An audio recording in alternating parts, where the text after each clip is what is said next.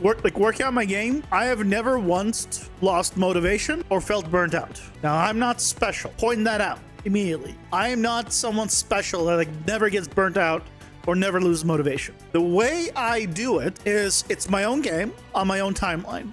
So if I don't want to work on part of the game, I go and work something else. If I stop feeling like I'm bored of making power up, cool, let's make a new character. Ah man, I've made too many characters lately. Let's maybe do some environment work. Let's do like some other mechanic.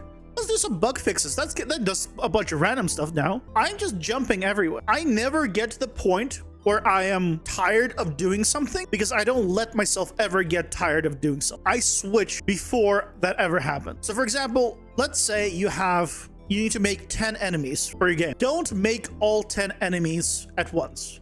Let's say it takes you a week per enemy. Don't spend 10 weeks working on just your enemies, all the power-ups and everything. Make 2 or 3. Go do something else. Work on something else in the meantime. You got a couple of enemies. Maybe create the environment that they're going to be used. Maybe figure out some, mechanics where your player is using. And then come back to it. I'm like, okay, you know what?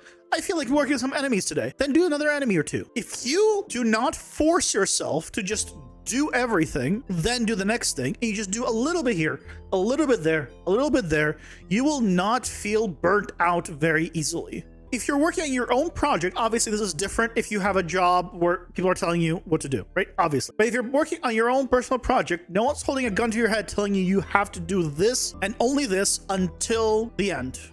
So explore things, try things out. You will not get burnt out as easily. I don't promise you'll never get burnt out, but you definitely will not get burnt out as easily because when you're making your own game, there's just so much to do. Hey, have you thought about doing some audio stuff? Maybe spend like a couple of days, just looking up like, hey, what kind of music should I put in my game? What kind of sound effects do I need?